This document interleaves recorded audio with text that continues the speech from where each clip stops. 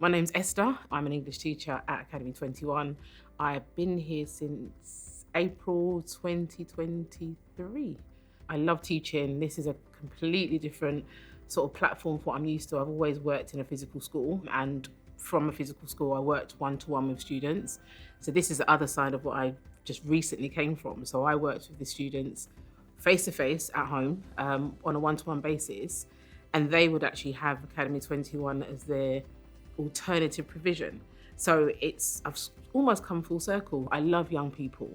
And I think as a parent, I'm very passionate about what was done for my child when he was at school. When I was at school, I had great teachers. And it's only now on reflection that I realise it was probably because of them that I'm doing what I'm doing.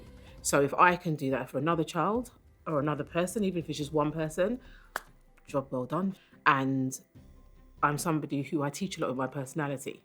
So I struggled at first to get my head around teaching online. How am I going to get to teach and have my personality come out? But it comes out anyway. It's not something that I can kind of squash down at any point. And it really does help to connect with students online, if I'm completely honest. Being who I am consistently is really important. And that's how I get across who I am, and also how I build relationships and I build trust with children.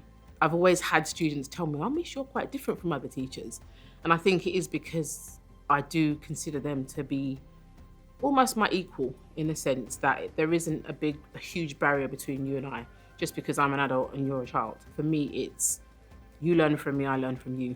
And I think that's what always keeps me going in my job, the fact that every day is a learning day for me. So whether or not it's learning about the Euros or learning about the current generation Alpha. I didn't know that until last week. I'm like, you're Gen Alpha? What's that then?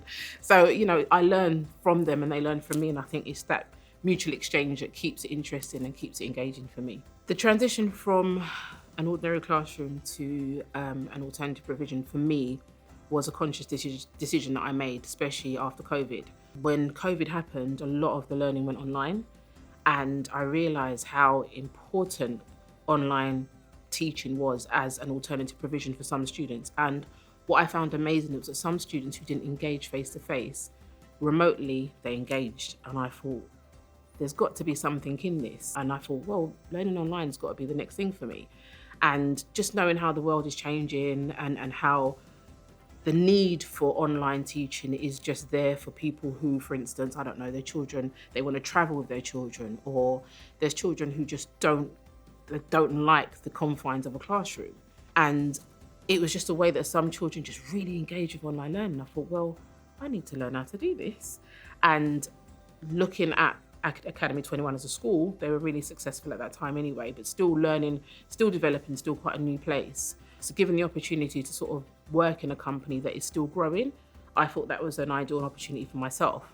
So working for an online provision and working for a good online provision was something that I aspired to. And I just feel really fortunate to be in a position where I can actually do that and grow with the company.